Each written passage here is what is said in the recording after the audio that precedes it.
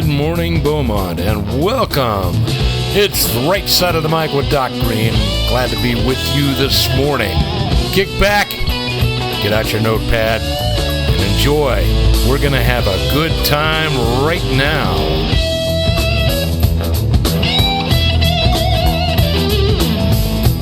You have a choice, and you chose Freedom 1300. Hurricane Francine is out there, but I don't think she's coming here, at least not anytime soon. Today is going to be a beautiful day here in Beaumont. And so kick back and enjoy it. Get ready to have a good time. We've got a lot we're going to talk about. Of course, once again, everybody is talking about the debate, and all I'm going to say about the debate is it's what I expected. It was a 3-on-1 tag team match, Donald Trump against the two moderators, and occasionally Cammie would step in and say nothing, answer no questions, whatever. But that's kind of what we come to expect from her.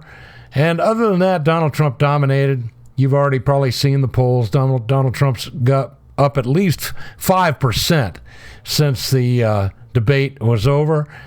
There's no question he's going to win this election. They pretty much thrown in the towel. In fact, the Democrats have moved a lot of the money now out of Kamala's account and put it into trying to save some of the senators' seats. We'll see how that goes. I am not real concerned about it. You shouldn't be too concerned about it either. From big league politics, we finally get the truth. Former Undersecretary for Political Affairs, Victoria Nuland. Remember her? Victoria Nuland went to Ukraine along with Senator Richard Lugar and newly minted Senator Barack Hussein Obama. They went over there and started this wonderful lab. Political Affairs Victoria Nuland recently admitted that the Biden regime is the one who discouraged Ukraine from signing a peace deal with Russia during the early stages of the incursion. Nuland made these revelations during an interview that was published on YouTube back on September 3rd. Mikhail Zygar, a Russian journalist living in Germany, questioned Nuland about former Israeli Minister Naftali Bennett's assertion that the United States and its allies derailed his attempts at mediation and reporting that the former British Prime Minister Boris Johnson was pushing Ukrainian President Zelensky not to sign off on a peace deal with Russia. Zygar also called attention to how David Arakhamia, a Ukrainian official who was in charge of negotiations with Russia, during a meeting in Istanbul back in 2022, admitted that a deal was still viable at the time that the Russians' principal demand was for Ukraine to remain neutral. Remember, all of this started simply because the United States broke the promise that we would never bring Ukraine into NATO. And then, once we broke that promise, well, all the bets were off.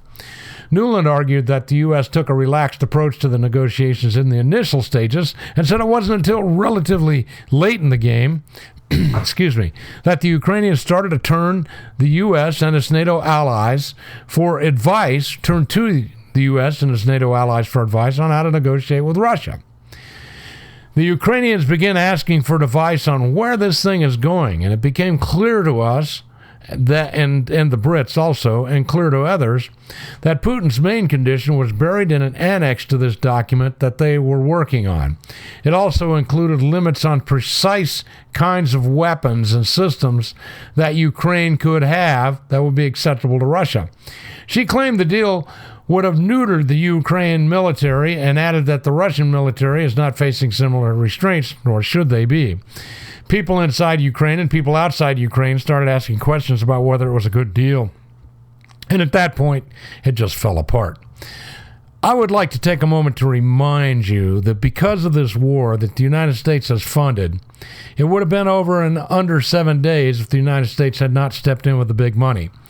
So far, almost 1 million Ukrainians have died in this war. Russia, on the other hand, has lost quite a few too, but they've only lost about 300,000 compared to 1 million Ukraine. Ladies and gentlemen, that blood is on our hands because this would have been over very quickly and maybe not even started had Donald Trump been president. But nonetheless, we've got warmongers in Washington, D.C. that are making big money off of this.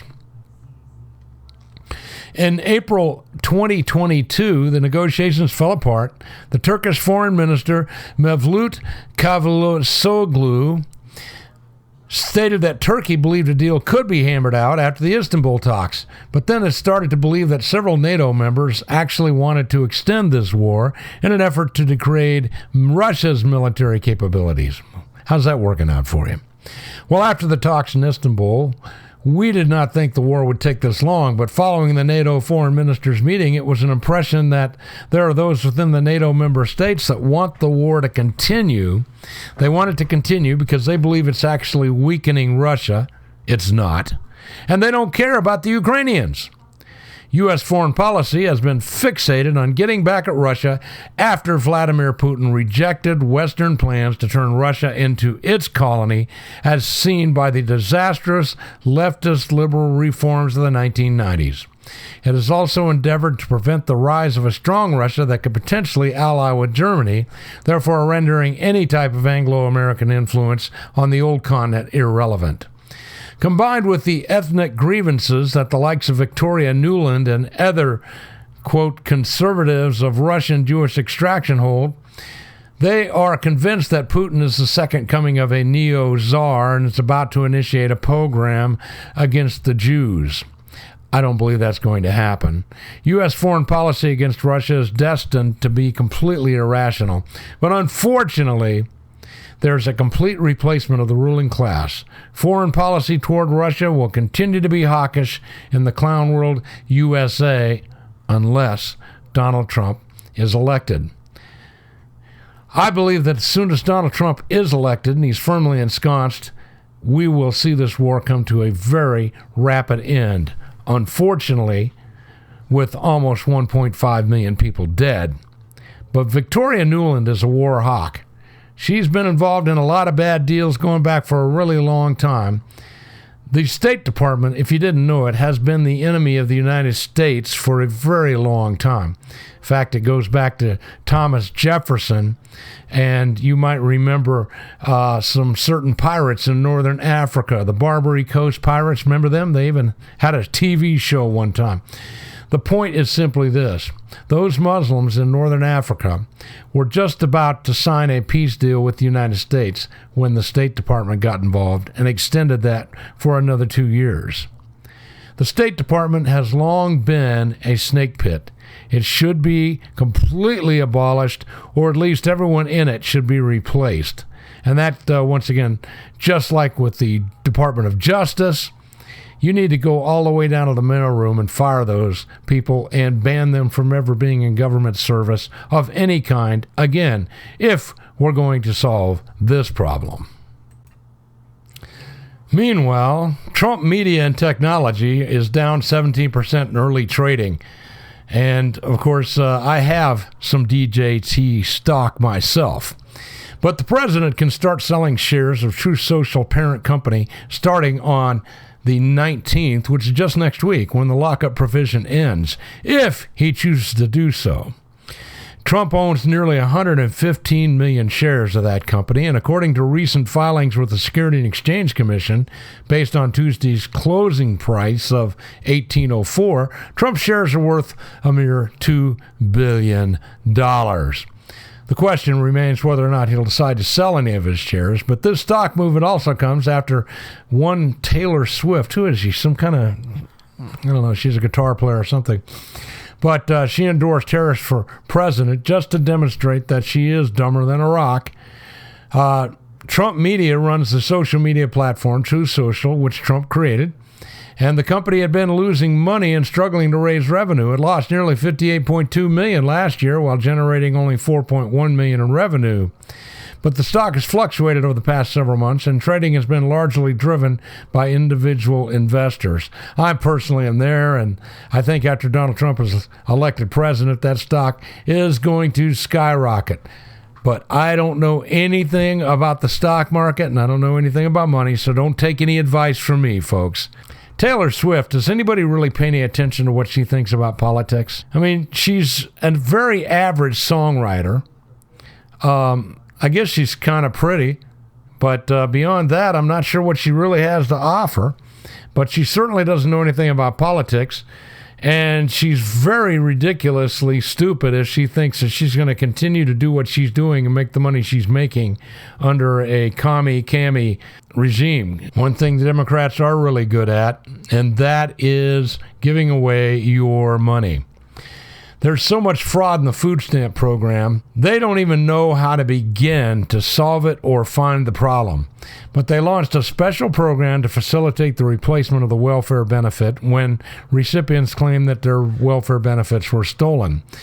In the 2 years since the Biden administration created the program, the government has doled out a hefty $61.5 million, chump change, to replace pilfered food stamps. $112.8 billion that Uncle Sam spends to provide 42.1 million people with free groceries, and that's according to the latest government numbers. The SNAP replacement of stolen benefits dashboard reveals that 79% of the claims were approved by the agency, and that 339,000 fraudulent transactions were identified through the approved stolen benefits claims. United States Department of Agriculture is aware of theft due to card skimming, cloning, and similar fraudulent methods. Biden signed a measure that included a provision for the replacement of stolen food stamp benefits with federal funds. We're losing money hand over fist, but I want to tell you what's really going on here. You have people right now in your government that have a vested interest in destroying your life. That's what they want to do. Remember who's that guy, Klaus Schwab? The Schwabby that's running the World Economic Forum? Remember he said, you will own nothing and you'll be happy? Well, let me tell you, they fully intend that you will own nothing. That's why property taxes are out of control. That's why the dollar is continuing to spiral downward. These people are destroying the American currency. They're taking us off the petrodollar because they're destroying the American currency. And their plan is that they will have emptied out Fort Knox. There'll be nothing in there but cobwebs and moss the way these guys are going. And then one day you're going to wake up and you're not going to have a country anymore. You're not going to have a military. You're not going to have food stamps. You're not going to have housing because it's all going away. This is what your government is doing to you. Now, the reason that 1776 took place was because for the previous 10 to 15 years, the British government had been taking advantage of the colonists, which we would now call the American people. They couldn't vote their way out of that. Of course, it was a monarchy, a dictatorship, if you will. But are we any different today? Are we not currently under a dictatorship that plans to destroy your country and your life? Are you going to let it happen, or eventually are you going to do something about it? Why do we even have a Second Amendment? Because they were worried that this government might become like the one they were just divorcing themselves from. Well, my friends, it kind of has. The legislator Juvenal said, all it takes to mollify the masses is bread and circuses. Well, I'm here to tell you, as long as we got food on the table and some form of entertainment, the American people, and indeed the Texas people, you and me, will be happy. We'll put up with almost any indignity. It doesn't matter if the bread's not really that good. It doesn't seem to matter if the entertainment is of poor quality. As long as we have those two things, we will not consider stopping this travesty. Well, you better hope that Donald Trump wins. That's all I got to say about that.